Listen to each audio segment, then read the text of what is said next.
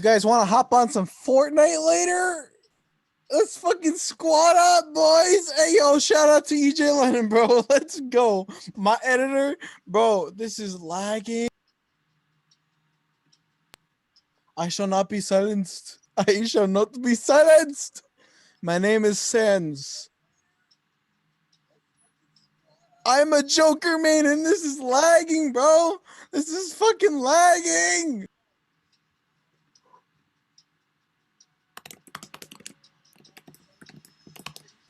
What's that sound?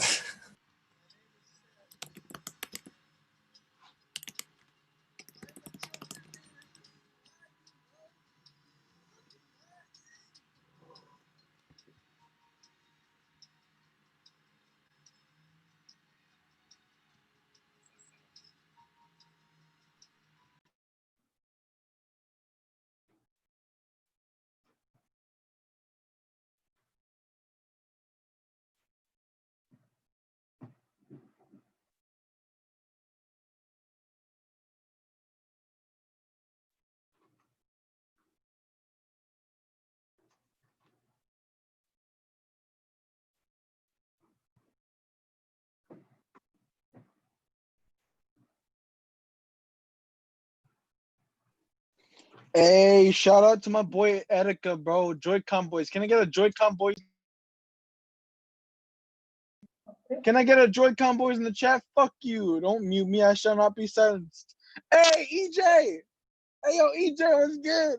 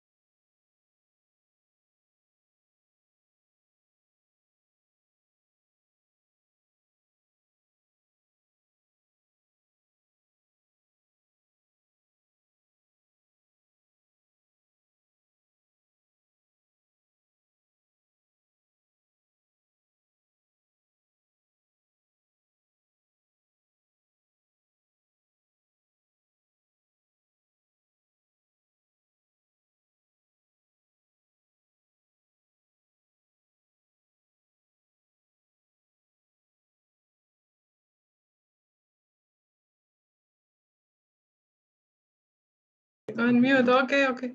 O! Zaczynamy, nie? Okay, guys.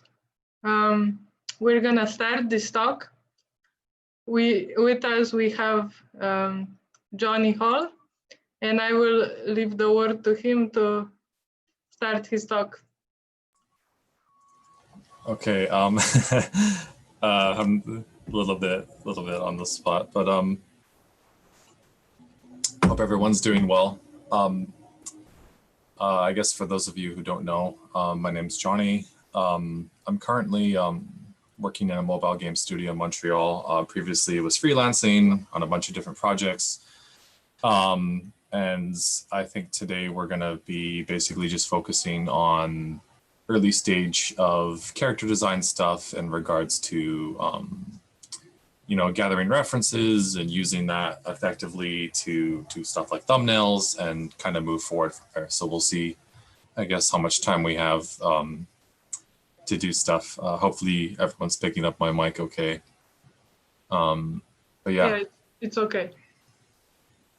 All right. So I guess I'll just get started. Hopefully this works.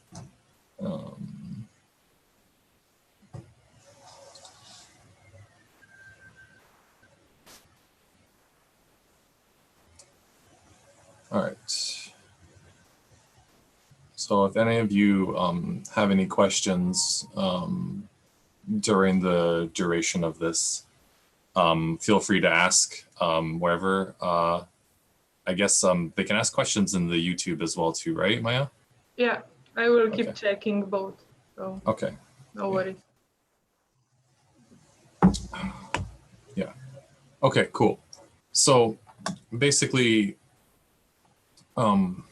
for a lot of this kind of stuff that I'll be doing or that I end up doing for work or things like that, for me, the most important thing at the start, so this is kind of going to be about an early stage workflow kind of thing. And for me, a lot of that starts with kind of going into research and figuring out like where you're gathering your reference from and how you're gonna use that effectively. And I think a lot of that goes back into Visual Library, which is kind of understanding where to do research and kind of going with that from there. So for this particular case, I kind of started with something that I feel like is a little bit more of a personal direction for me. So I kind of went very Art Nouveau with a lot of my references and different things like that. And if you actually dig into a lot of the stuff that goes along with that, it was a short kind of time period for that kind of design aesthetic, but it branches out into a lot of different aspects of life and culture and Europe during the time. And I think it's quite interesting that we would see a lot of that kind of everywhere. And we still see actually remnants of it today on like architecture and jewelry and stuff, which I think is just as interesting. I think we're pretty used to seeing like the Muha era stuff that was all kind of more along the lines of stuff like this, like a lot of book art. But for me, the stuff that I really always loved was the organic and floral aspect of it, or the decorative part of it. Or as I think is known sometimes as like ornamentation or decorative arts, which I find is really cool. And there's actually tons of different artists who did stuff like that, but probably were like a little more under the radar. So if you're ever interested in these kind of things, there's a whole kind of rabbit hole you can go down and find out stuff about that. And for me in particular, the reason I really like this kind of stuff is the influence from nature and where those things kind of come from. So I think regardless of what you're designing or creating, you can pull interesting tidbits from like any kind of historical period or like different types of like visual ideas or aesthetics that are really cool that you can kind of like put together and make it into a thing. So with this one in particular, I'm going to be doing some type of like drowish character and I'm using a lot of this kind of Art Nouveau stuff because I always felt like Art Nouveau had a very like elvish kind of vibe to it. I love the sweeping like organic curves and mixed with like some straight lines that make things feel like really graceful and interesting. So for stuff like this, like the dresses and stuff, I don't know if I'm going to be like using some of this stuff as heavily as some of the more motif kind of ornamentation stuff, and some of it is probably just going to end up being more superficial or just used as like an inspiration to give me a starting point. And for me, reference is so important for that because it gives you kind of a launching pad to jump off of into design. So you don't necessarily have to like copy the things that you see, although there might be like some really cool elements that are very, very interesting. Like I might end up using something very similar to like this kind of overlapping like dangling pattern for like an earring or something in the hair or whatever, depending on how I'm feeling, and I'll do a few different iterations for that. But you can kind of pull things like that from anywhere you want. So I think it's pretty good to have a pretty expansive knowledge, at least on the surface level of where you can go to do your research for things, whether it's sci-fi or like modern kind of techwear kind of stuff, or you're going like into historical periods, or you're going into different regions and cultures, and you're looking at some of those things to influence some of the design decisions you're making. And I think you can always get better at looking at that stuff and seeing it and digesting it and making it like a part of your taste and your design.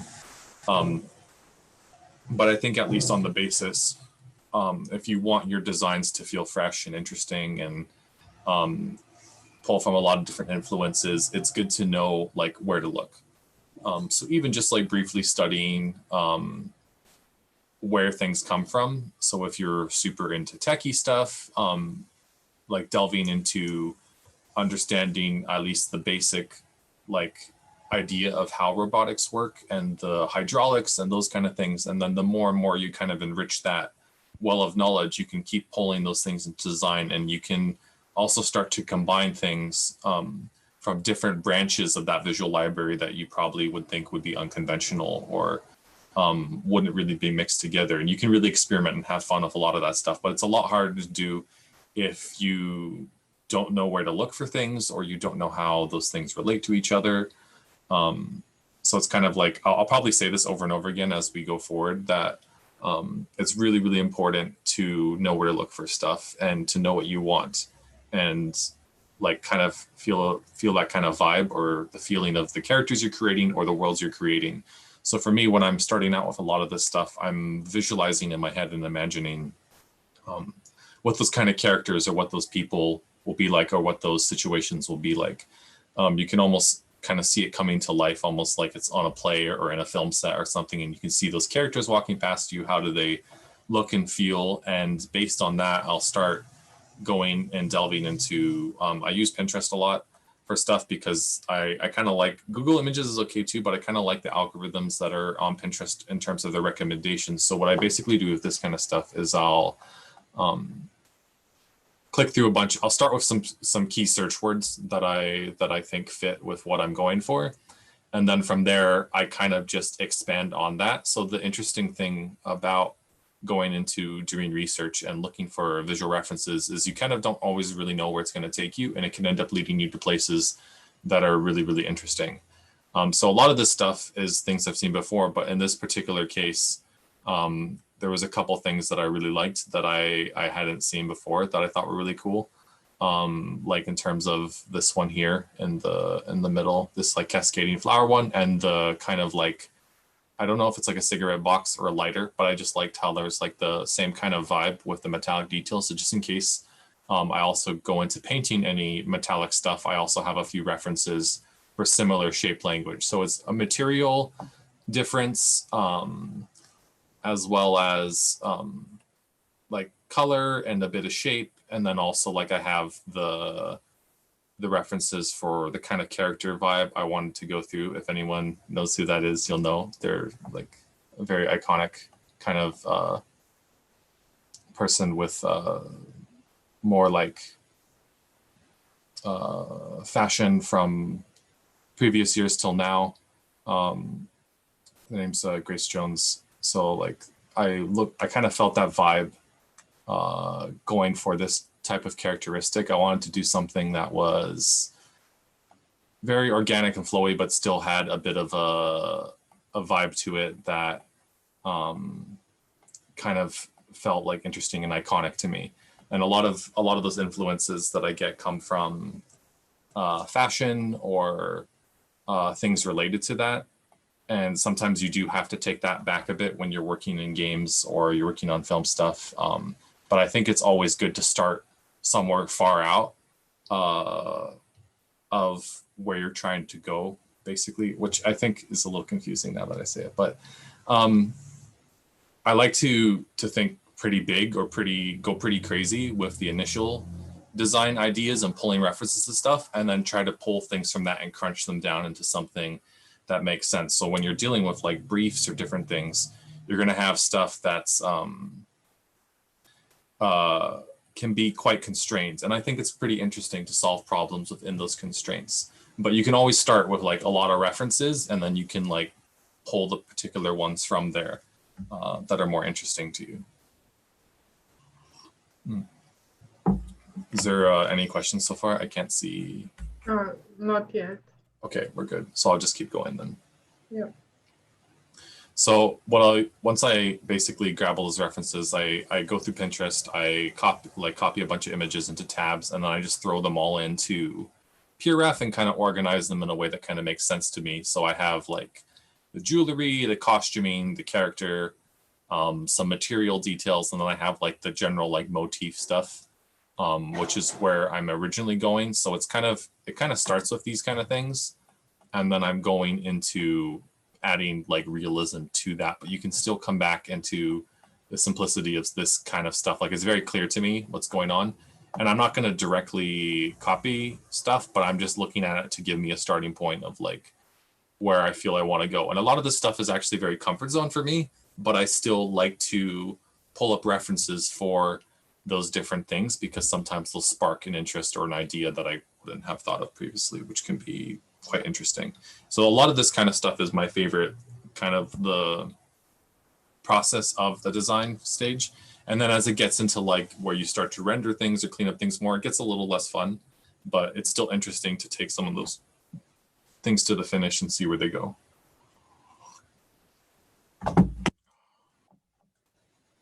So I'm going to actually have the same ref board up on my laptop because I don't have a ton of screen space on this one.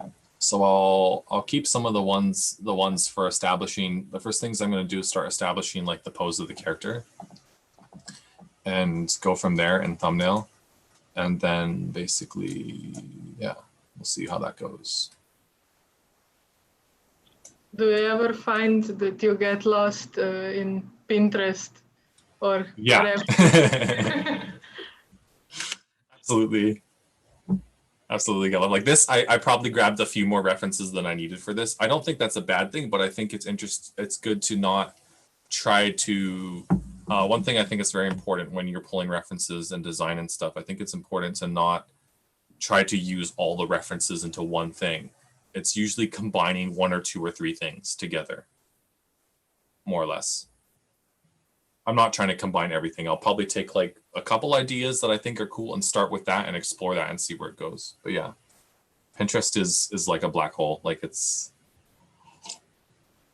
Do you ever use other artworks for a reference, or is it just like? Not for design. I think honestly, I could get some hate for that, or not really, but I think some people might have different opinions on that kind of stuff. I think it's a terrible idea to use other artwork for reference. I think it's good to use other artwork for reference in terms of like presentation and the level of quality and polish you need to get to.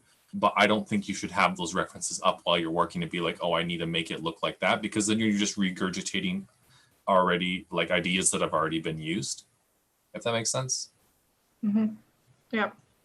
And I have seen it kind of done a lot where people will look up references and the majority of their references is other artwork. I think you're kind of pigeonholing yourself a little bit to be doing that.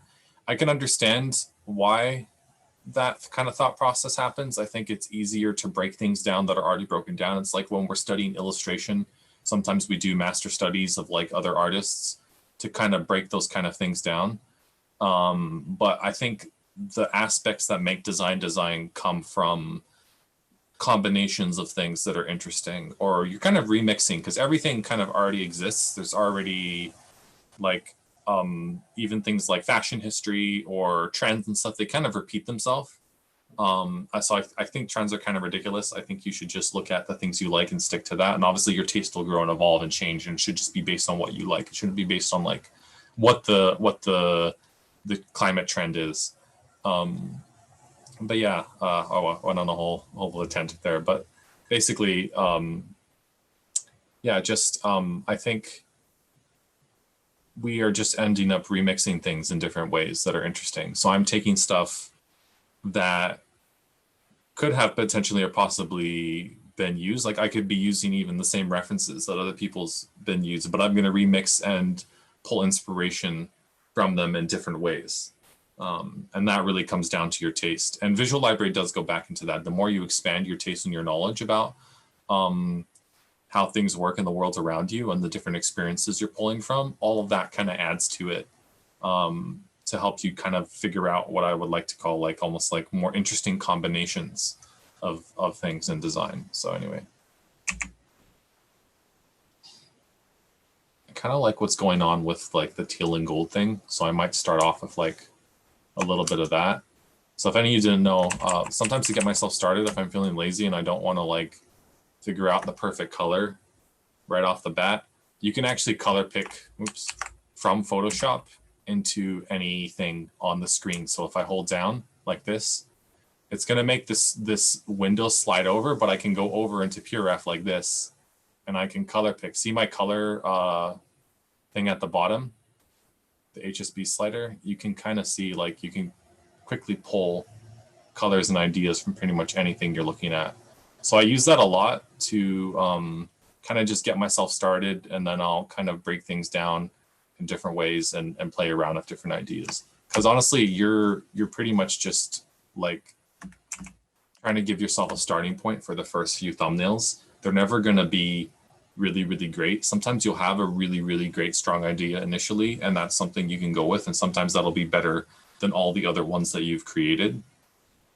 But I think there's definitely a lot to be said for doing design iterations. You can really start to come to some very interesting conclusions from doing that. And sometimes you have a lot of ideas in your head that you think are interesting and cool, but they actually might end up being kind of not super great. So going through those iterations allows you to start pulling out things in your mind, like you're kind of warming up your brain for design, more or less.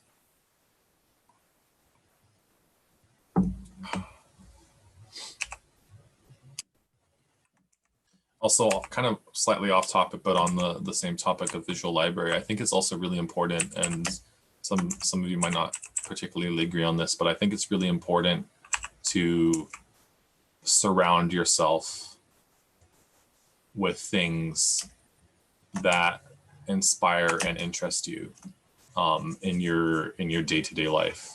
So even just like the way you decorate your creative space and kind of go about your day and the things you look at and observe and the environments that you surround yourself with, the places that you go to visit and travel around to. I think all of those things really strongly influence how you perceive things and how you like kind of dissect information and look at stuff in the world around you. And I think a lot of that is really, really important.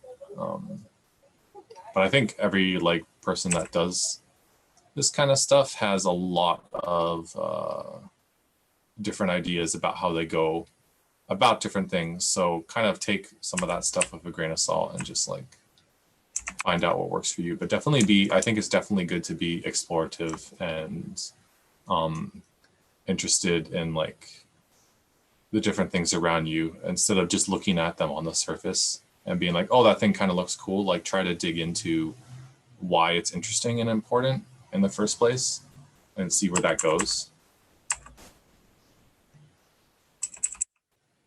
There's a question. Yeah. Actually, it's from Sanya.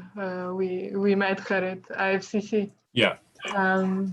Do you keep the refs in the front of you the whole time you work on a design, or do you close them at one point during your process? I think it's good to keep them up all the time. I think if you're already established the design and have the design approved, and then you're just going into rendering or polish, it's good to have a few for material reference. Like some of these have really interesting textures going on, which I don't need right now. Like none of the textures going on is super useful, but you can always find like parts of that are useful from the beginning to the end. So right now I'm starting with just kind of a graphic read. I think it's good to think in geometry and solve those problems as you go, but I'm also just thinking like, what's my first initial impression? I'm trying to go through and iterate these as quickly as possible. So I personally like to keep references up all the time. It really helps me stay on track and not get lost into my own headspace and start to like noodle and go crazy. Yeah.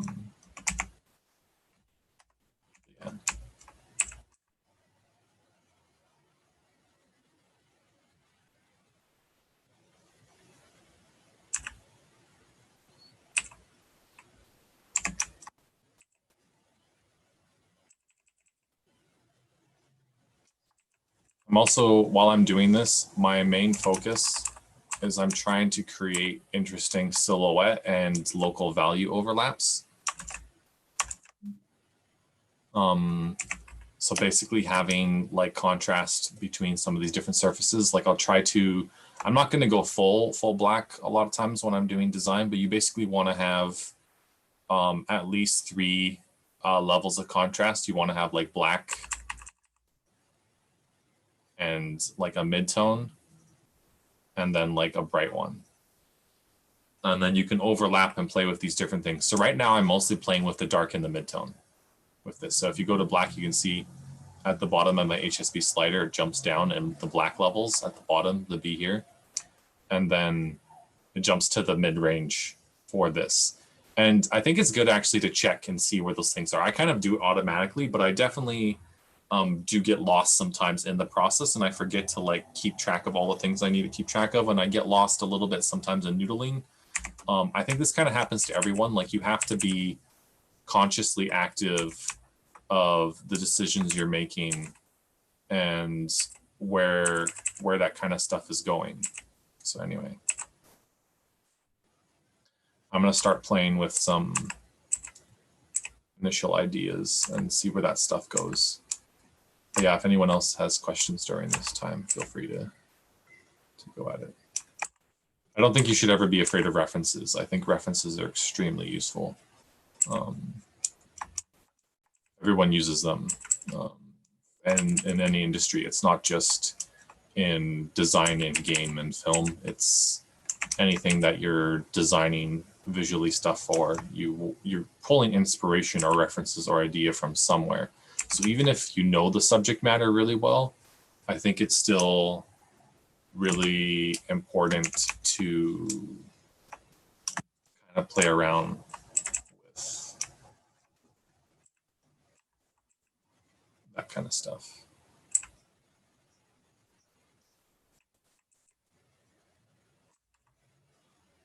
And I'm generally pretty, I'm not concerned really with what's going on too much in terms of like having things like super, super clean and perfect.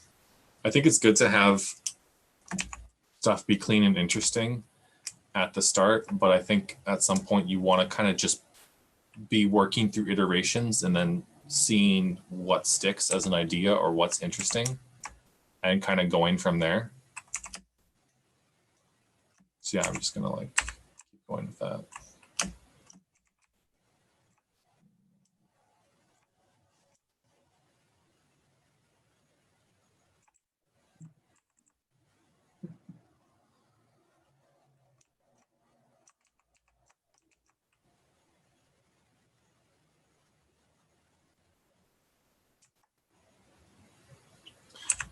one thing if some of you have heard me talk or to demonstrations before, one thing I really focus on is trying to get something interesting going with just the local and value and color before I start to add like any flat shadows, just to kind of help me figure out if there's interesting overlap to begin with. Because for me, I think designs, especially character designs, should function well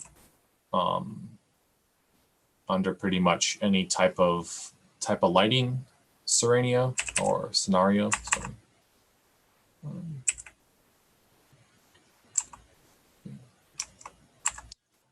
I might just be a little bit quiet for a bit while I do this so that I can kind of focus on where things are going.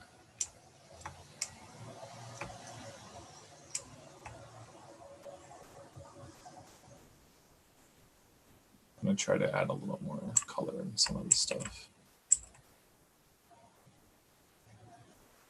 I have references up on my other screen of this side of the reference board, like this, the motif stuff, just to keep that in mind. And I'll kind of glance back over and add different things that I think are interesting.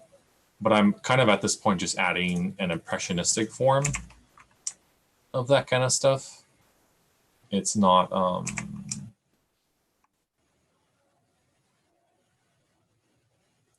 super detailed or perfect. It's just being like, oh, what can I try really quickly to kind of get like something going with that stuff. Let's see where that goes.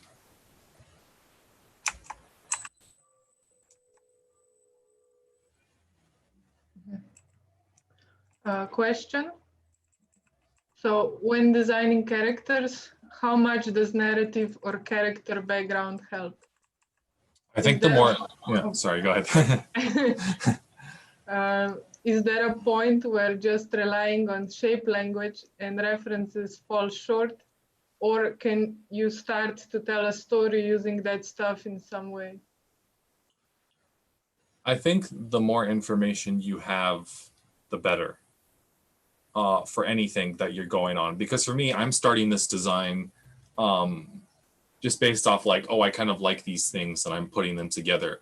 But if I was doing, it's actually a really good question, because if I was doing stuff that was a very specific brief, I would be looking at stuff based on how the brief made me feel of the narrative of the character, if that makes sense.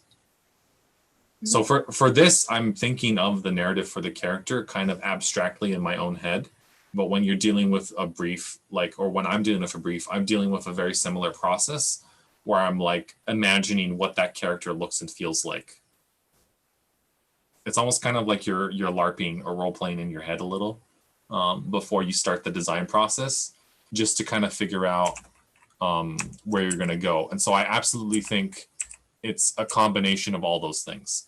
And right now I'm just working with the shapes and those kind of things, but having extra narrative on top of that always helps, because it helps you go in a direction of where you're, the kind of feel and the ideas that you're going with. So yeah, I would, if I could, like if I'm dealing with a design brief, I prefer to have as much context as possible, if that makes sense. Because I like design constraints. I think we are more creative with the more constraints we have. I think sometimes I have gotten briefs from freelance clients and stuff in the past where I've been like, oh, this is a little bit much, like it would be better to simplify this.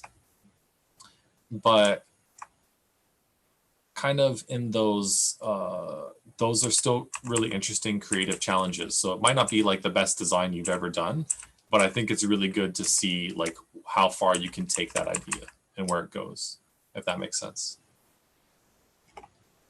I hope that answers the question. I'm okay with follow-up questions too, if you want me to kind of clarify or dig deeper into things. Okay.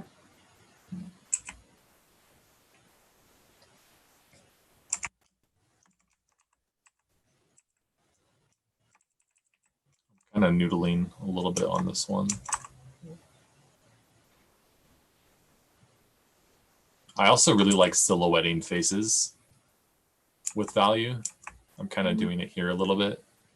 You don't always have to. I think it's good to find ways to do different things, but I like pulling attention with values to stuff. Obviously color pulls attention to, like the warms are bringing your eye down, but at the same time I think it still creates a little bit of an interesting dynamic where your eyes are kind of like bouncing around all over the place. And for this kind of stuff I kind of get free range. Like I'm my own art director right now. I can do whatever I want, but when you're dealing with a client brief, your job is to basically do the design to their liking. You have a little bit less wiggle room with the stuff you're able to do. So just keep that in mind.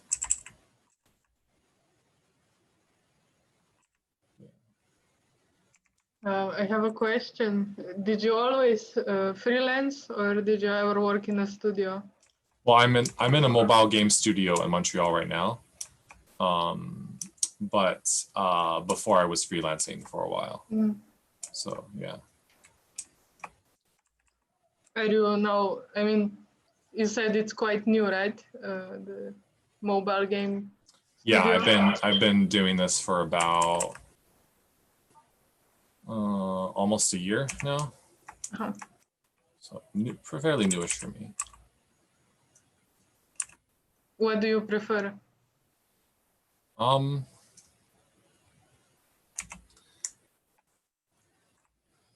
not sure. I do like, right now, obviously, because of COVID, no one's going anywhere.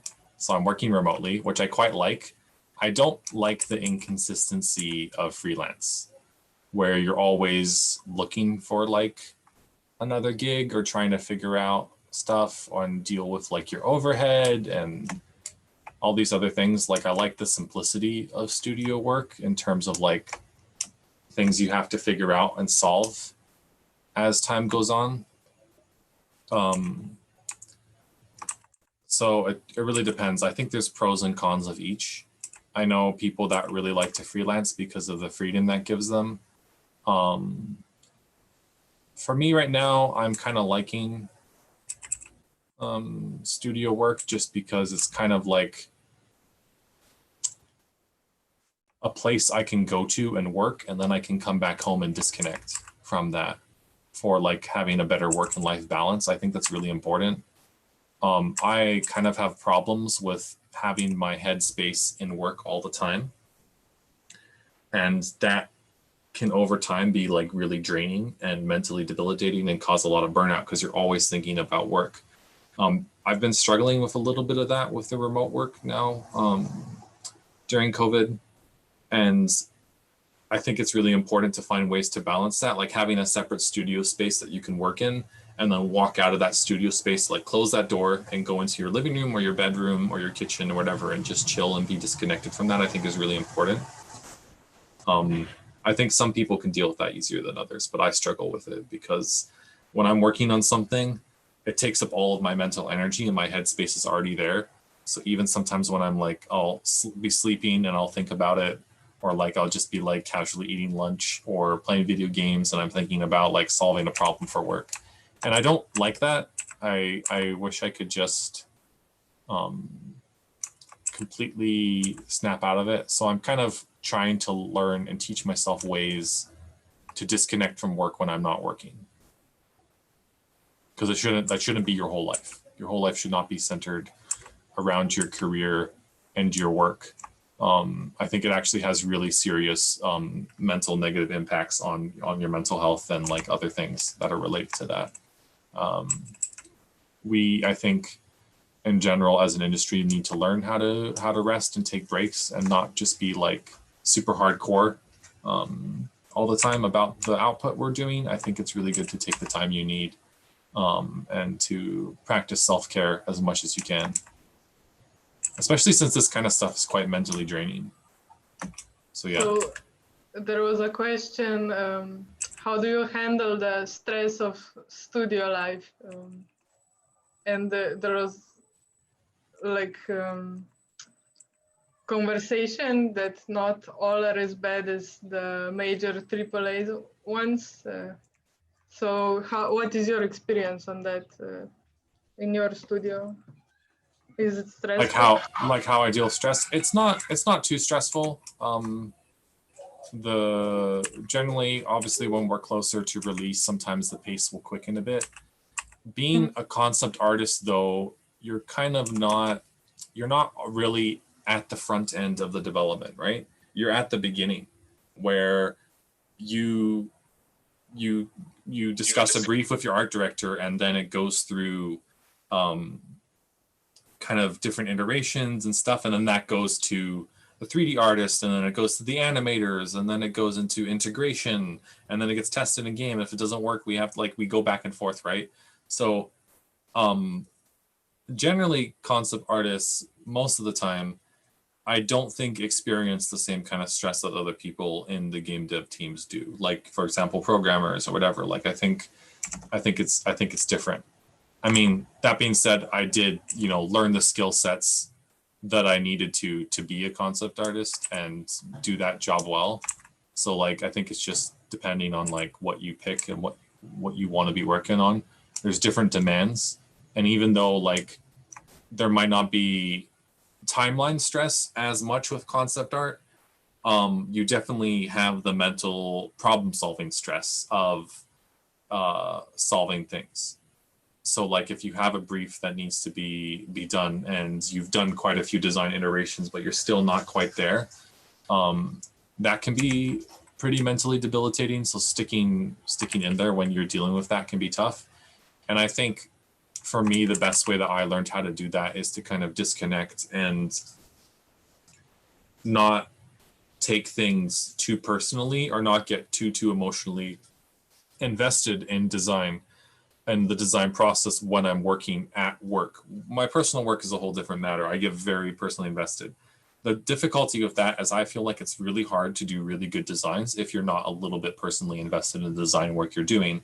So you kind of have to get used to, kind of metaphorically having your heart broken like on a regular basis when you do designs and they get rejected that you think are really cool. And I wouldn't say that that's something that I would say like, oh yeah, that's something that should always be consistent. Like hopefully you can find situations where stuff is more open and you can try out stuff. But I think in general, for me, a lot of the fun that I have or the things that I like about it are just being able to explore. So even if my design doesn't get accepted or I have to do something else that I don't think is as interesting, at least I get to try out stuff and learn things from that. And I think that's really cool. That being said, you're still going to have stress from different things.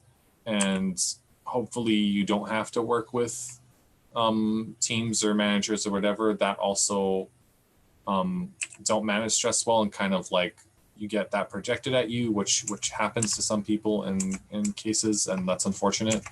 And I think in some of those times when you're having more stress and you're having difficulty coping with it, you need to take a step back from that stuff and treat yourself well.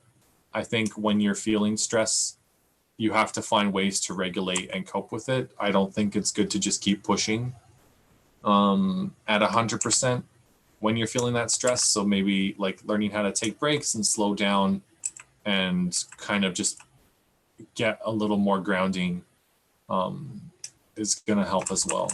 And sometimes it can't be avoided, which kind of sucks in a lot of ways. I don't think having a lot of stress in any work situation is good. Like it happens and that's kind of the reality of it, but I think we can do better. And I hope in the future things will change. I don't necessarily think I agree with the idea of like a 5-day work week. I think like 4 days would be more rational, and I think people would be more productive working less. I completely agree. Yeah. I would like to see that more than anything else, like just like a standard that people, I don't know, people have this weird idea that they think because you work a lot of hours, that means that you're getting a lot of work done, and it's not true. No. If you're focused, yeah, sorry, go ahead. There was also questions if you draw a lot outside of work, because you mentioned you're trying to disconnect from work, and it's usually hard to like get home and draw after 8 hours of your job. And this was asked by Tanya, and she also often feels guilty for not drawing more and developing her skill outside of her work. Yeah. I think a lot of that comes into also the kind of culture that's been created in the industry and in the world, where, especially if artists, we're very generally hard on ourselves and on each other if we're not being productive 100% all the time, which is actually something I bought into quite early on when I started drawing. But as time goes on, I've realized that it's a little bit fucked up, because we basically have this culture that reinforces working lots of hours and being like always making improvements every single day, when if you actually look at like the span of your lifetime and you're being productive like consistently in that timeline, it doesn't necessarily mean you need to be drawing a lot of hours every day or even drawing every day. I think that's not a very healthy way to live your life. I think it's really good to take the time you need when you need to. And it is hard to get over feeling guilty for not drawing all the time. That's definitely something I struggle with. But if I'm working an entire, say, week of work and it's pretty intense and stressful, I need to take that weekend off after, or however much time I need, and probably not even draw for a bit, just to like ground myself and de-stress and relax and do all those things. So it really depends. Some work situations are more difficult and you won't have the time to do as much personal work or drawing or improvement as you'd like. But definitely try not to beat yourself up for that kind of stuff, because that's not going to help. It's actually just going to make things worse. And you're going to develop a lot of like kind of bad mental habits that are kind of going to cause you a lot more stress and burnout than you need to have in your life. So it's okay to not always feel productive or not feel at 100%. Like that's totally fine. Like you don't need to be always as productive as you'd like to be. It's okay.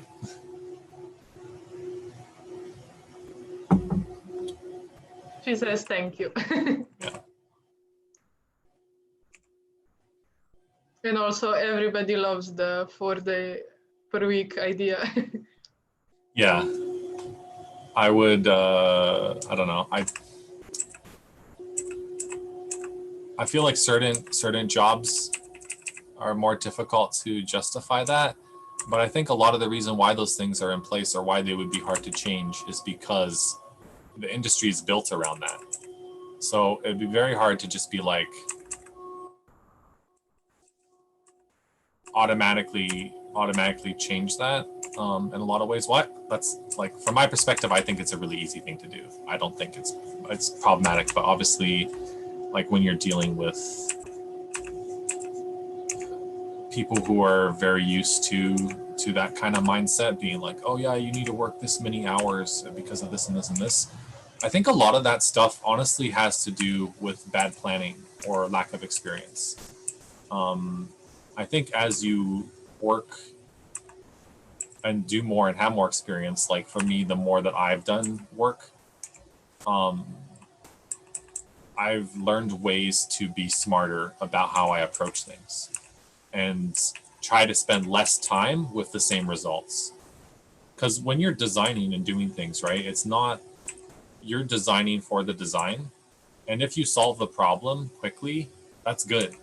Like you don't need to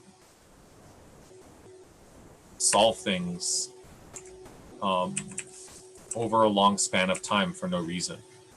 I think that being said, though, it's really good to explore and do design iterations. So spending the time needed to solve design problems, but not in a stressful way, if that makes sense. Mm. I feel like sometimes design gets a bit rushed. Yeah. So I basically just added, like, I know I'm not working as fast as I'd like to because I'm talking about stuff, which is okay. But overall, I'm gonna actually just move this one over. Yeah, I'm gonna branch this next one. I like adding like a little bit of a shadow pass just to get a little bit of a feeling of like the depth of things. I'm gonna copy and paste one over just to see if there's anything else I can do with that I think is interesting. But I'm probably not gonna do too much, and I might start just a new idea. So another part of the design process is you can iterate on top of the thumbs that you're doing. So if you're like, oh, I like this, but what would happen if, you know, her cape was different, or there was some kind of different kind of detail on the dress over there, then you just copy and paste it over and quickly make those iterations so that you don't have to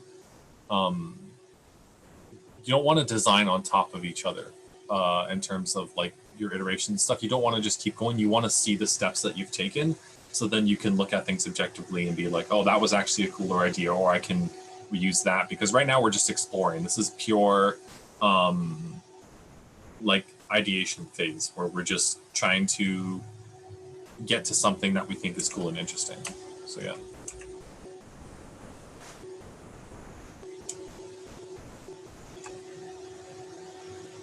Just keep going. Maya, are you picking up any background noise from me? A bit. I don't know what it is. Oh. How's that? Yeah. Better? Okay. Something outside. Yeah. Somebody was. Someone's doing like some leaf blowing, or I don't know what they're doing. It's not fall yet, so they wouldn't be leaf blowing, but there's some noise going on.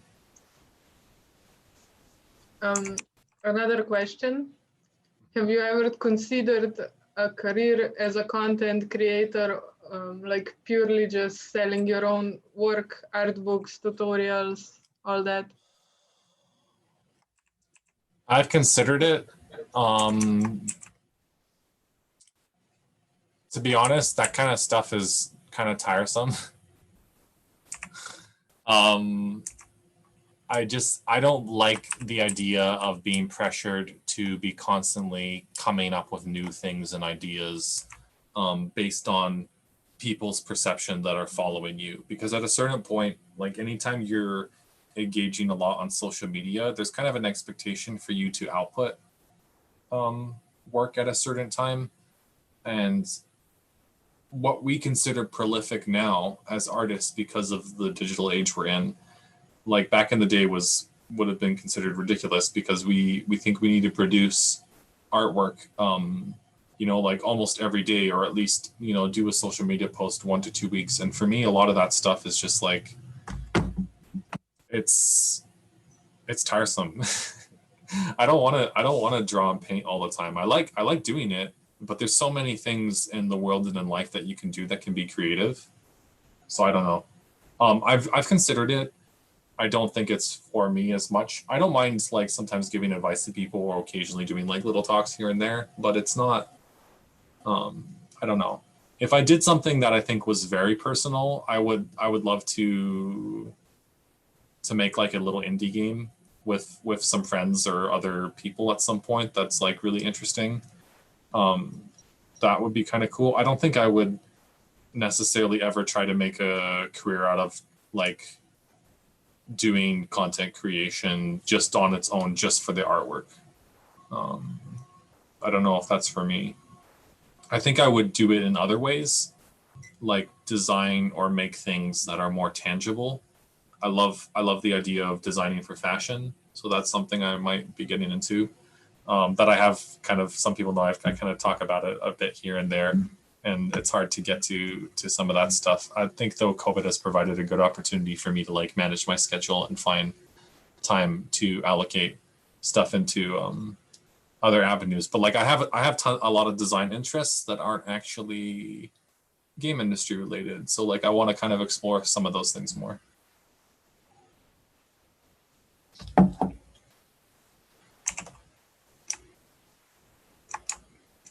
I don't know if that answers the question well or not. It does. Okay.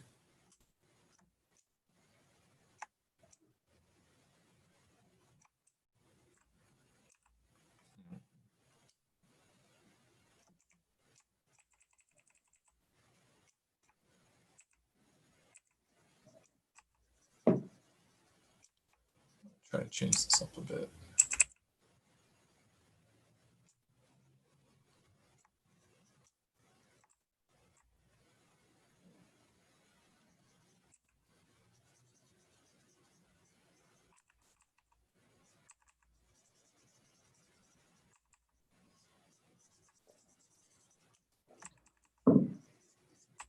You can be like as destructive as you want with stuff. You don't need to have.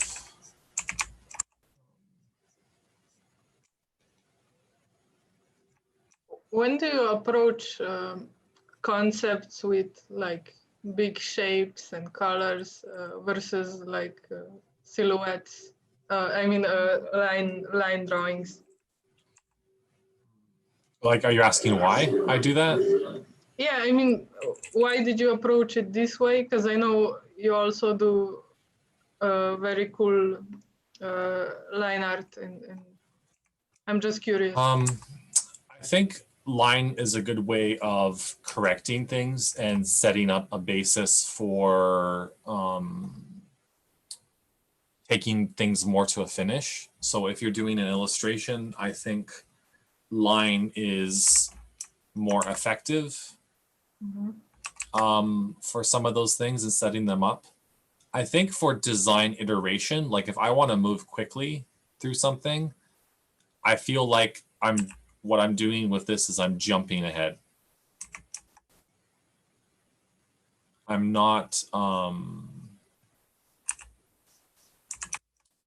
I'm basically skipping the step of drawing in line because I want to go faster. And what that means is I have to go and fix some of those design problems later when I clean things up. I have to make sure things that are sitting in 3D space look correct and all those kind of things. But I can go through design iterations faster when I'm just blocking in shapes and silhouette like this. And I can get a very good impression, at least for myself, of what that's going to feel like.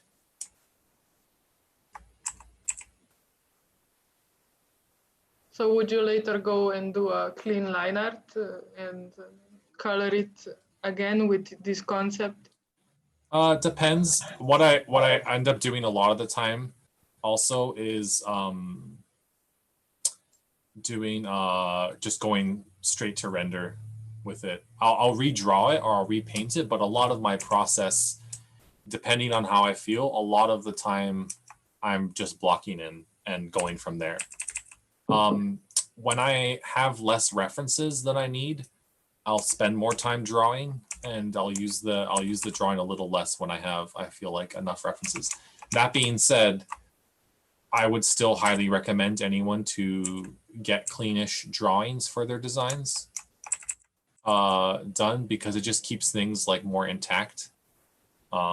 There's certain little problems that I run into with this process sometimes that aren't the best that I might need to solve later. But for me, a lot of times when I'm painting in and blocking things in, when I start to take things to a finish, I'm still trying to think as if I'm drawing, if that makes sense. So when I think about drawing, I'm thinking about creating structure. So say we have like a box like this.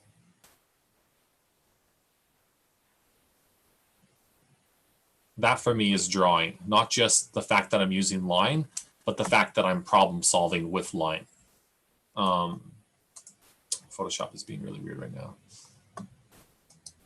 Okay. So basically when I paint or block in and I take things to more of a finish or lighting and shadow, I'm thinking about things in the same way. So I'm thinking about these different faces of the box.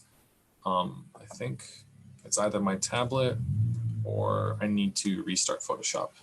I've been having more problems recently with the recent update.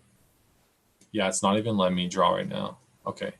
I think I can still save this. Okay. Last time Leon's computer crashed, or his program, so we we are used to these crashes. Yeah. I'm gonna pause my screen real quick so I can save off, just so that I don't show any work files. Let's see. I'm just gonna put this on the desktop for now. Mm. Sorry, guys. No problem. I don't know. Ever since the update, I've been having this where it occasionally stops picking up the.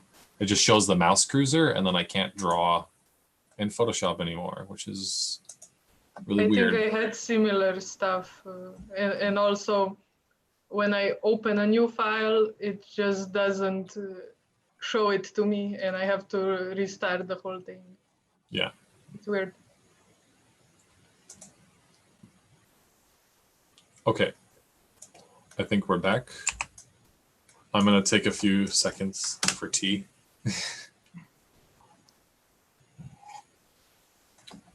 Do we have any more questions from the chat? No, just someone also pointed out that he ended up reverting to Photoshop 19 because the new one is weird.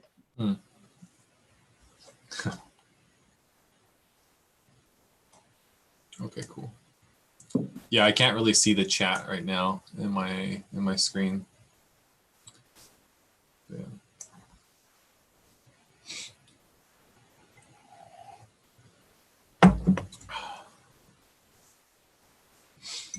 I want to go outside today. It's really nice. Mm-hmm. I think it's like, let me check.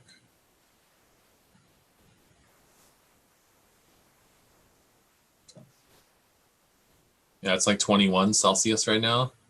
And it's like a really windy, overcast day, which is perfect. Let's see how much it's here. It's 25 degrees here, so. It's not terrible. Yeah. Okay, well, I'll continue on this. Okay, my references, make sure I can. Let's see. Okay. Oops. But yeah, there's no reason when, if anyone's doing a similar workflow where they're dealing with thumbnails, there's no reason why you can't do a quick line sketch to establish stuff. I'll do that sometimes if I'm having trouble posing, and I do warm up in line a lot. So stuff like this, I will go and if I'm really struggling, I'm gonna kind of sketch like a really kind of shitty like skeleton to give me like a little bit of a basis of where things need to go.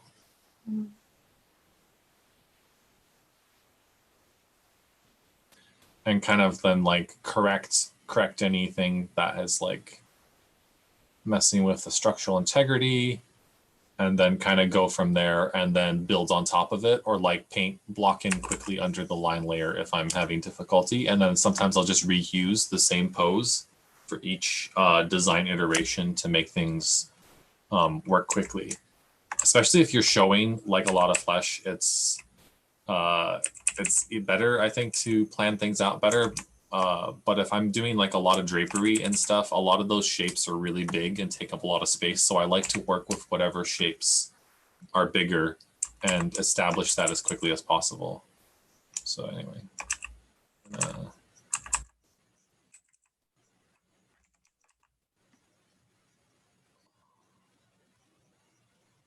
Play around with this a little. So I guess this is, I'm not really sure what you would call this in terms of like a genre, because I am going for a bit of a fantasy vibe, but it's like,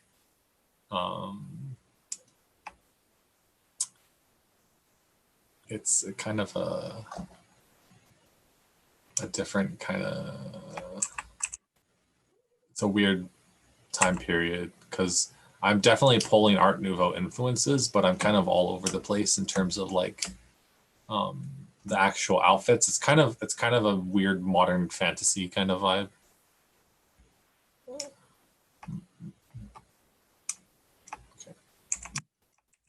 Right now, all I'm doing is using a multiply layer on top with the opacity turned down to 55%, and I'm just color picking the local color of the places where I want to place shadow. And afterwards, when I go into doing more detail into the specific design, I'll start looking more closely at the reference that I'm using. Like, for example, the face on the reference that I have here. I'll look more closely at like the structure of the face, the proportions. I really like the high forehead and the big cheekbones and stuff like that. So I'll bring more of those elements back in, or certain other like smaller details as I go forward. But right now we're still kind of just iterating.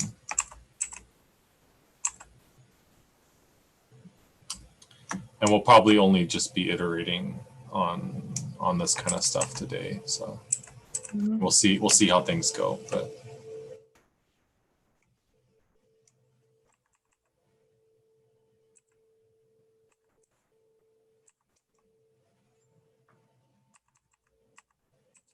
one of the things why I like blocking in flat shadow like this is because it really quickly can tell me a little bit of what's going on structurally with some of these things.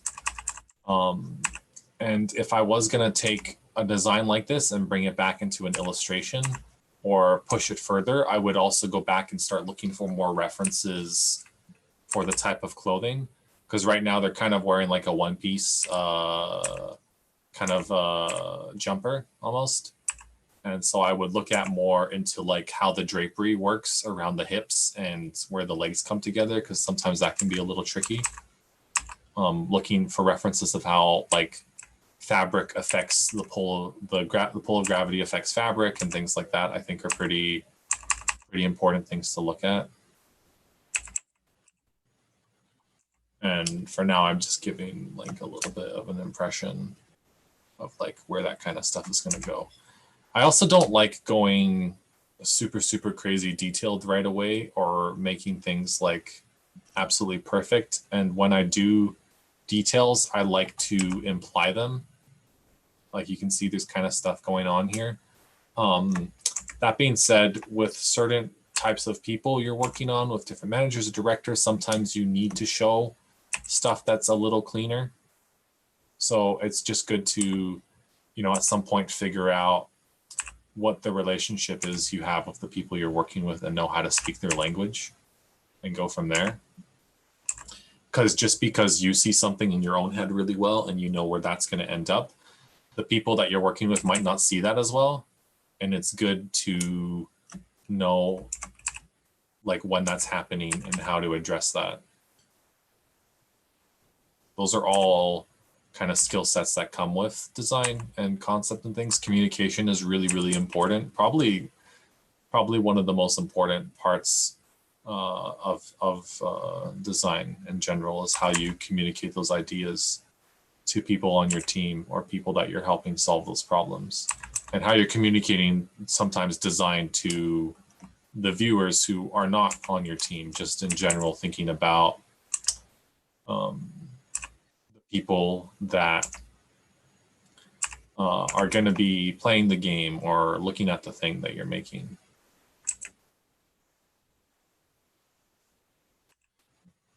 You see I'm starting to get like a little bit nitpicky, but I like to sometimes give a little bit of attention to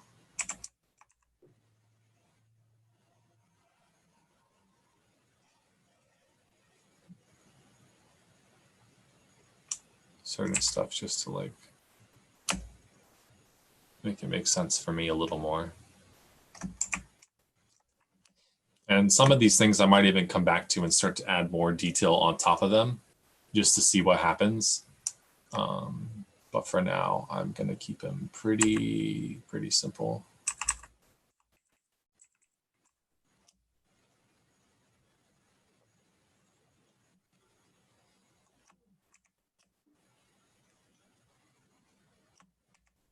I'm going to keep using the same overall pose and just build off of it, even if I'm doing I think I need to just pull this one.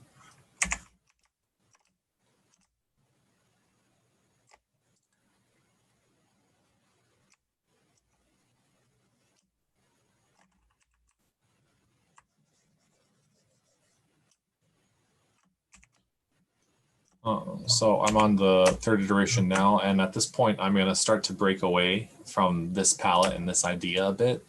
I might still go with some of the stuff here, but I'm going to try to get a little more, try to spice things up a little bit with some of the stuff that I see going on here.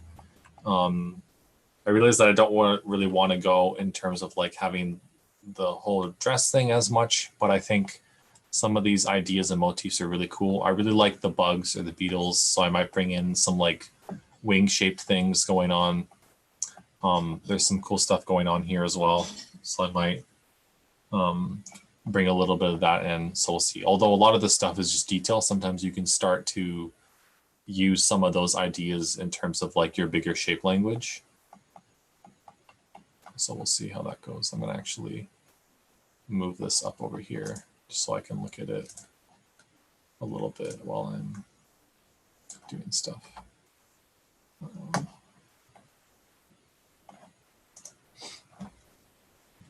actually going to also zoom out just a little more. One thing that's quite apparent for me when I've been working on this kind of stuff, I like to kind of find a balance between how clean stuff is going to be and how readable it is, and then also like how fast you can go through iterations. So if you want to go through iterations really quick, the smaller you work, the better. So even working like this, where like on my screen, it looks like about this big to me in front. So it's gonna take a lot less time to make those shapes and to work through them. And then I can just kind of like push from there. It's also good to come out a bit and check the readability of the design and how stuff looks in general. But yeah, for this one, I'm going to start trying some other stuff and probably messing around with some different types of colors. I want to try out some greens and see where that goes.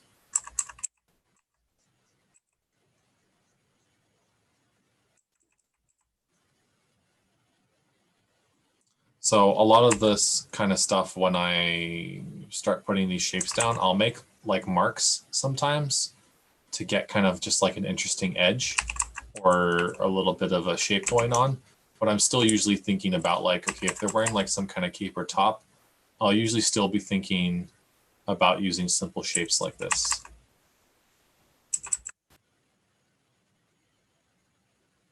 See, we're going around a little bit like that. Or whatever, like try to think a little bit geometrical when you're putting that stuff in.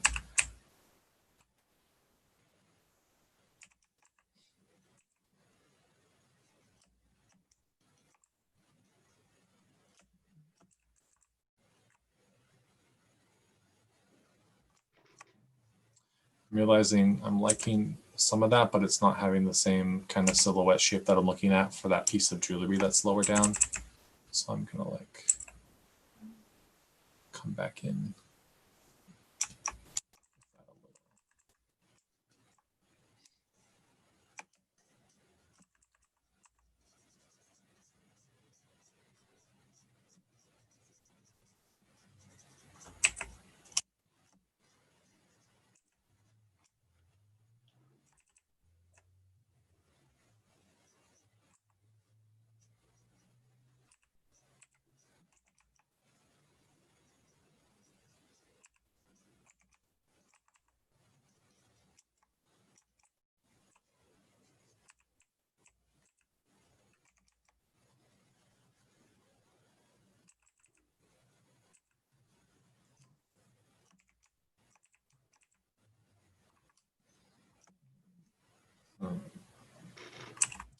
want to do something different with the hair as well.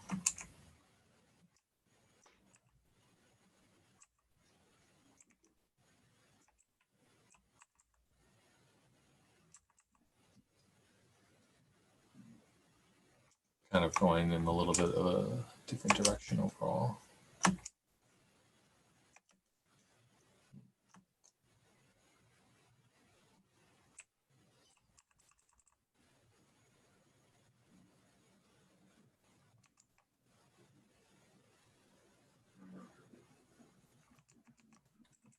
I'm probably going to go try a few different random like little marks and things till I feel something's like looking interesting.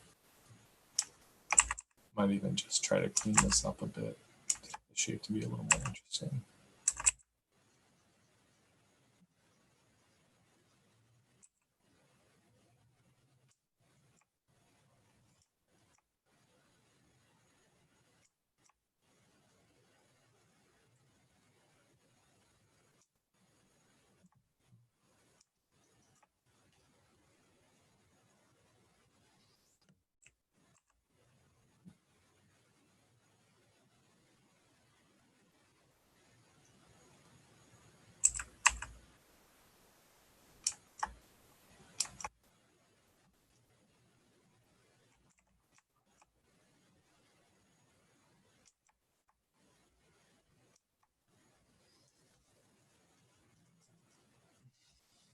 I realize my my posture when I'm getting like more focused, I start like slouching and coming closer and closer to the screen. I think that's normal. I also do that.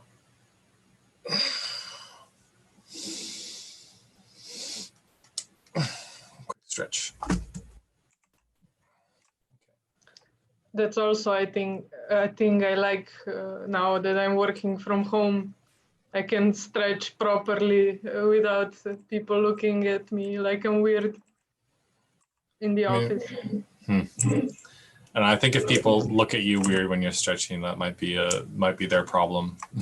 Yeah, true. Oh my God, you're taking care of yourself? How dare you?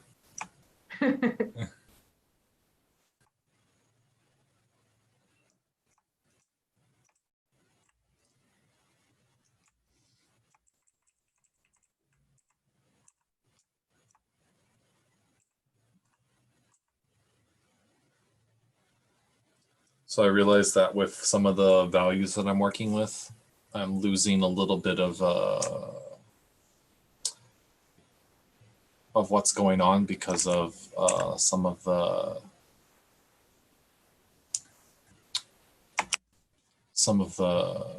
wow, my words are a mess right now.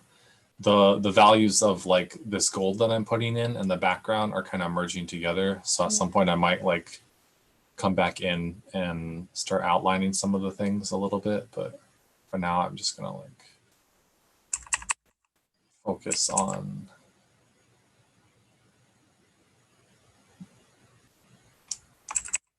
the main shapes that I have going on right now.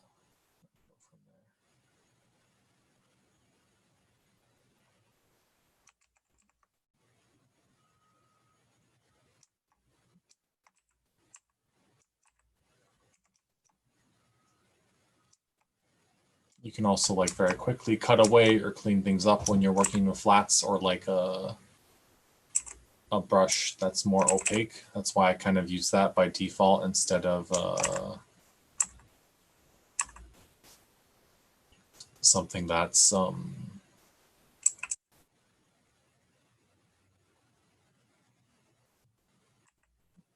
like a softer or has like less opacity. Because I feel like I'd rather place the thing that I want to, and I can clean it up easily by cutting away at it. If your brushes are really soft, it's going to be quite difficult to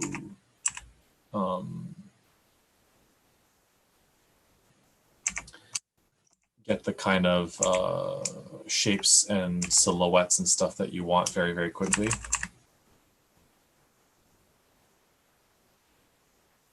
And I really like being able to like cut away at stuff and change the shapes and the idea of what I'm working with. I think that's pretty cool.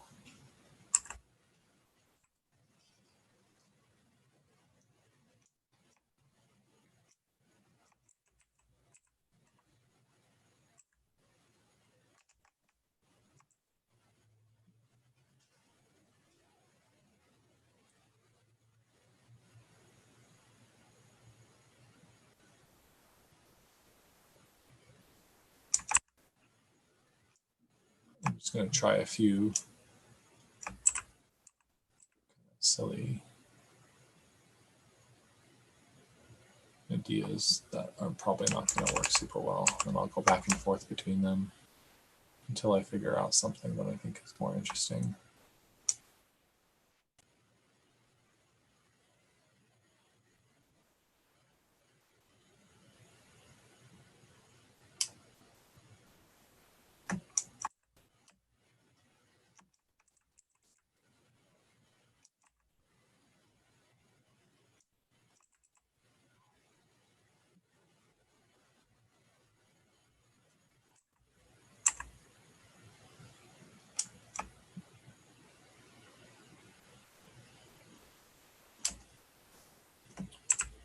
At this point, it's definitely starting to go a little more into the realm of couture, where it's not as practical, which I'm okay with. It really depends on the context of things you want to design. I think it's okay to have stuff that's more costume-like, more like you would wear to like something like a fancy event where it's not necessarily very practical, but it really just depends on what you're designing for. And I think it's really fun to play with different ideas that result from that. Oops.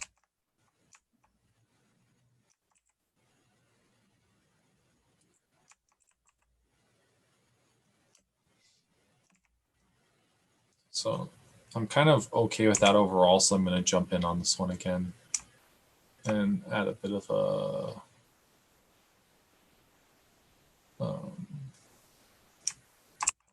light. Let's see how that goes.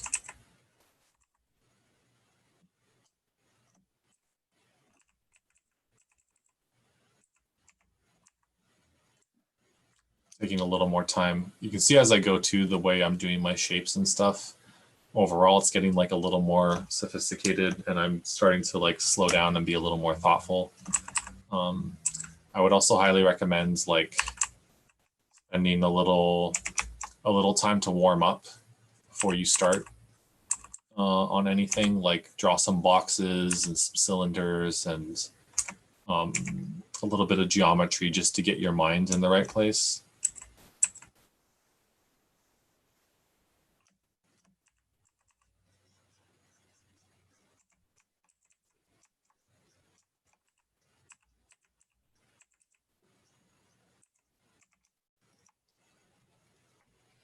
So it takes time, I think, for us to start thinking about the things we need to be thinking about when we're designing and creating. We kind of got to let our minds warm up to the idea and become adjusted to that new kind of problem we're going to start solving. Regardless, though, of what that problem is, most of it can be started to be addressed with big shapes. And that's probably something that shouldn't be neglected, no matter what kind of design you're doing. They should always be very thoughtful of the shapes and the geometry you're using.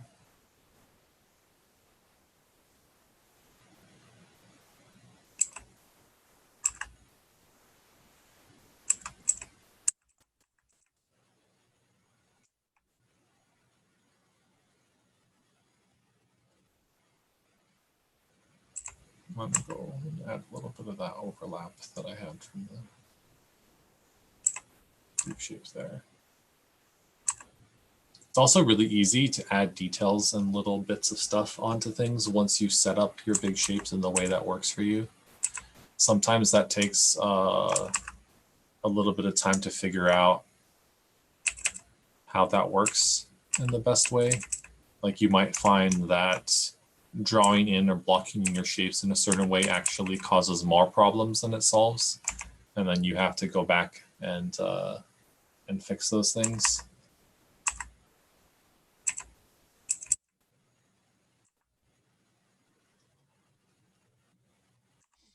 And I'm still keeping things kind of as simple as I can. I'm trying not to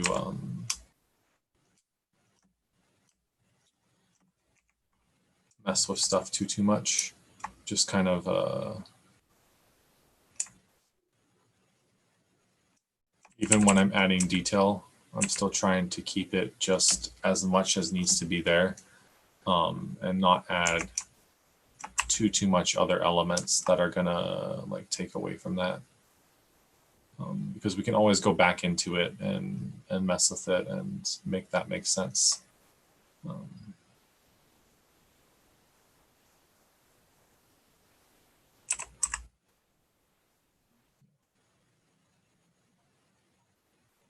Do you ever find yourself over detailing things? Yeah, sometimes. I think that's why it's important not to zoom in too much. It's good to stay at like a regular viewing distance. And that way, any detail that you do end up putting is not going to take too much time. There's certain things where like I want to be detail focused. Like in this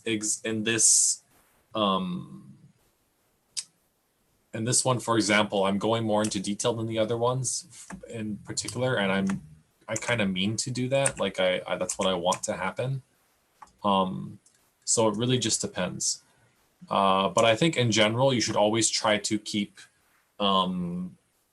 consistency in your workflow of shape hierarchy. So start with big shapes and then work your way down to medium shapes and then work your way down to small shapes. And when you nail it in that succession, it's easier to then when you start working and going on to detail, you're not spending that much time on it, and then you can just jump onto the next thing, basically. Because detail is much easier to place when everything's set up, and then you can be very selective of where you place the detail. You don't need to put detail everywhere. So I'm leaving a lot of space in the lower body, and then there's also like rest area in the face, and a lot of the detail centralized around here. I can come in and still even try to add more ideas and details, but it might not necessarily, like have the desired effect that I want.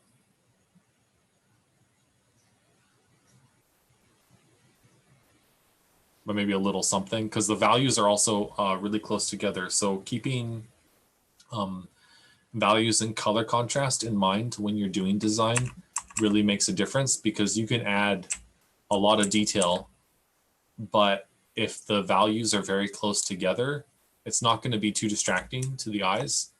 And you don't have to spend a lot of time on the detail right away if it's impressionistic.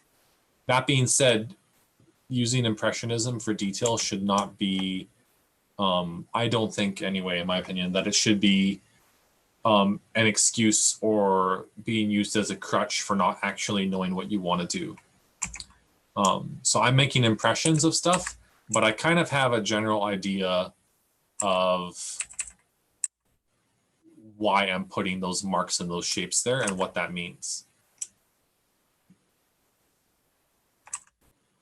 Something to think about. Cool.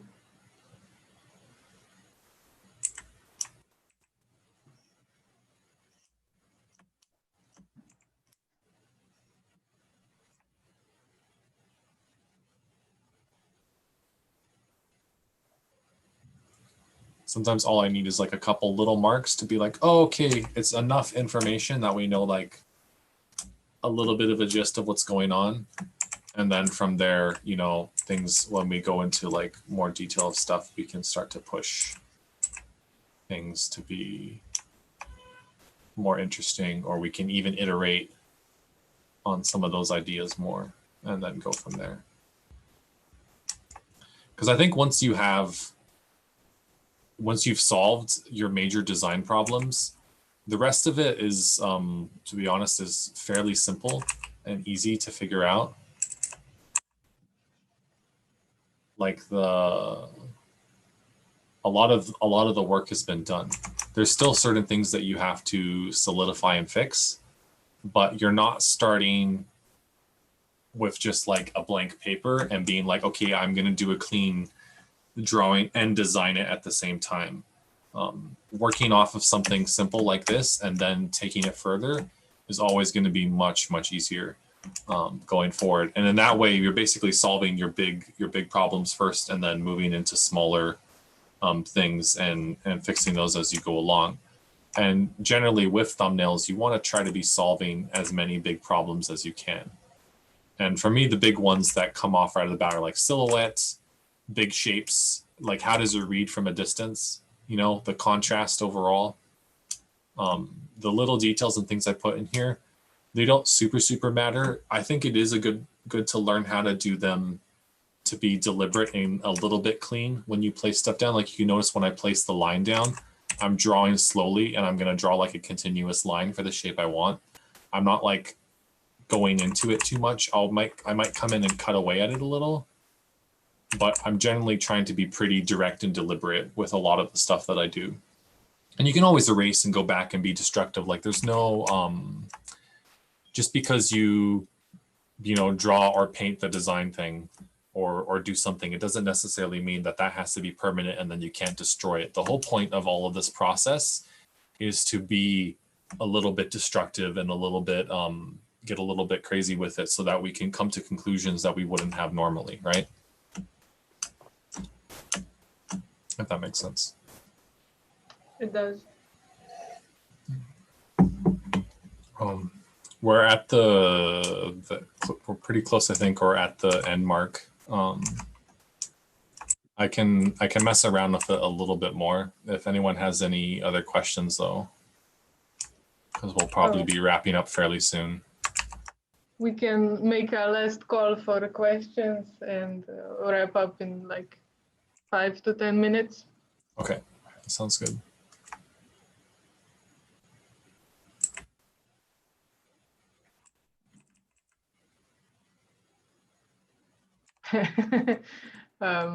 So Alicia asks, what's your skincare routine?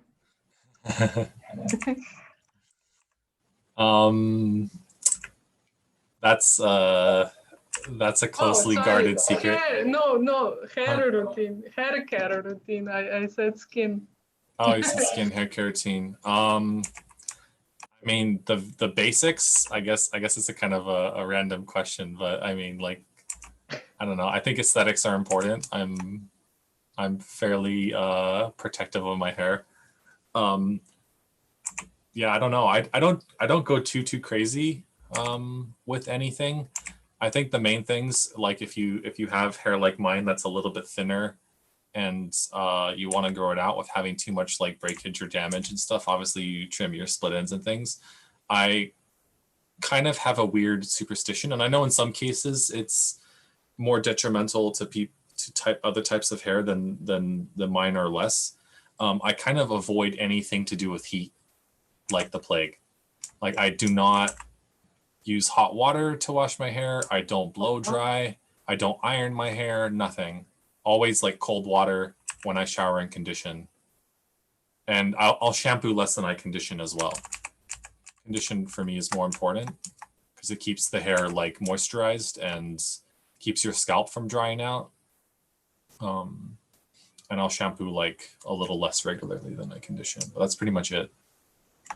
And obviously using like good like hair products that don't have like a lot of additives and shitty stuff in it, and that, you know, I don't know, you have to kind of, everyone's like products they use are kind of they work differently for different people. It took me a while to find stuff that I like. A lot of like trial and error. But yeah, I don't know. Thanks. Thanks, I Alicia. think we all appreciate it. But I never heard, I always wash my hair with hot water. So Yeah. maybe I can try. Honestly, I can't swear by like the Bible or anything that it's the best idea in the world, because I haven't done a ton of research into it. I did notice when I was using a lot of hot water in my hair was getting like frizzier and I was getting more split ends. So I don't know. And it just didn't like, sometimes you'll notice using different types of product or heat, you'll have softer hair, but I don't know if it's necessarily like healthier or stronger. So I don't know. I would just say try it and see how you feel. I know a lot of people are scared of cold water though. Like most people I know, they shower with the water like scalding hot. So It depends if it's winter. yeah.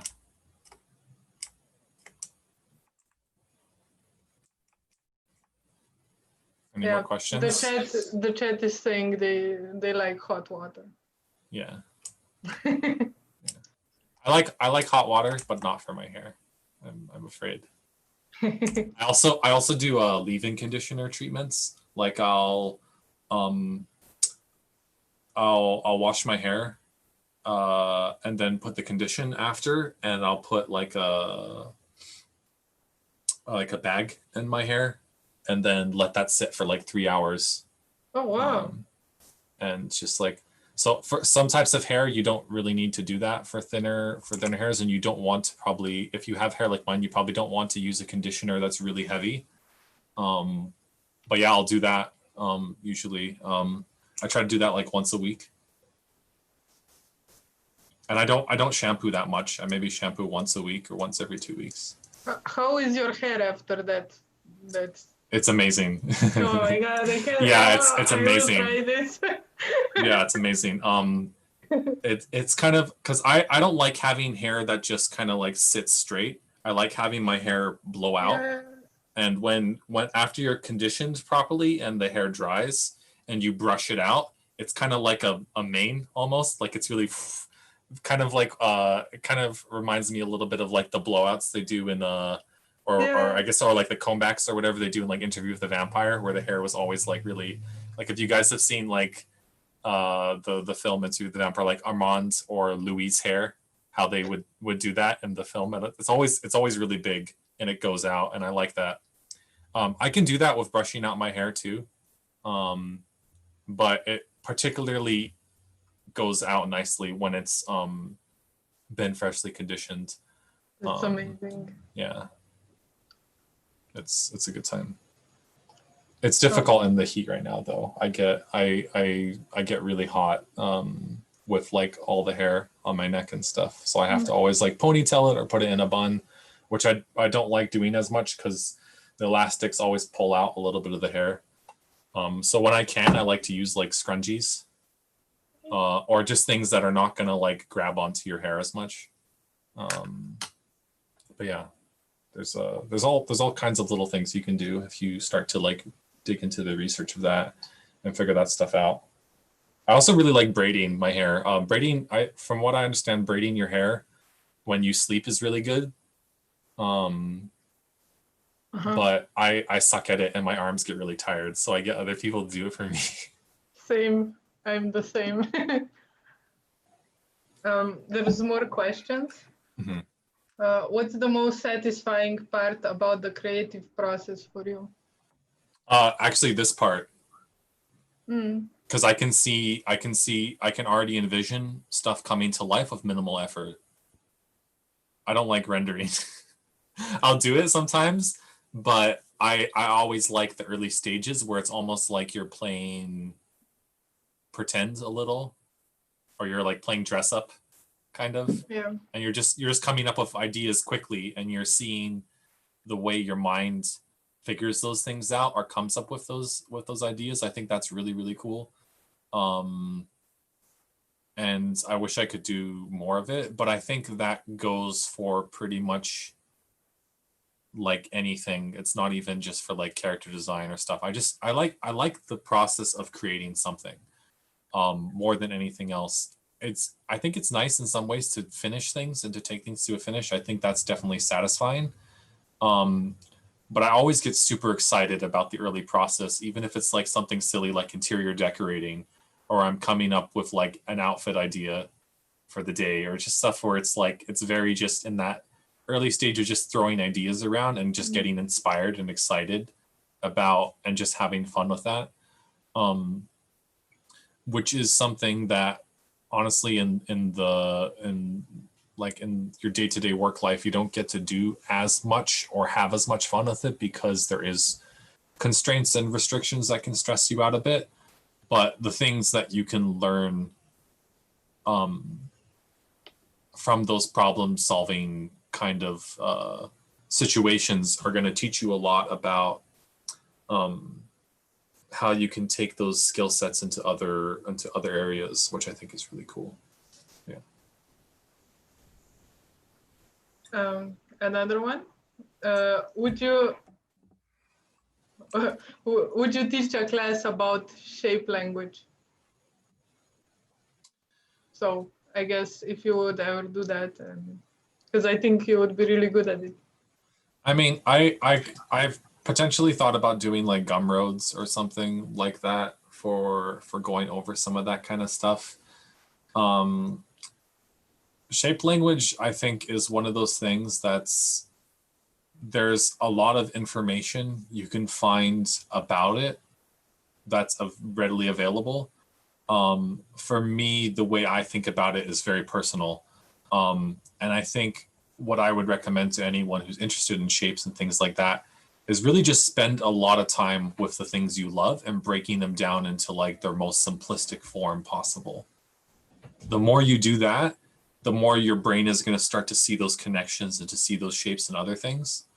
And for me, that's why I always go back to things like Art Nouveau, because it's this weird mix of organic, like a lot of my inspiration comes from nature. Like if I really, really want to get inspired, I'll go and look at like trees and plants and like weird bugs and stuff. Like that always makes me feel much better than almost anything else and inspires me more.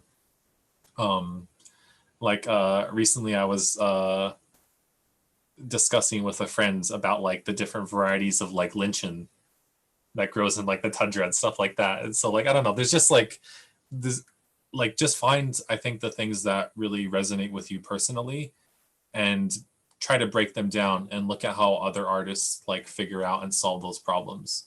But yeah, I don't know, maybe I'll do something more for that in the future. But I think like for my process of having figured that out for myself was just spending a lot of time with the things I like. And you start to notice your own shape language and your own habits and stuff start to automatically come out of that regardless. But always focus on the big picture and simplicity, I think, to start with. That's always going to make your life easier. Cool, thank you. I think we can wrap it up.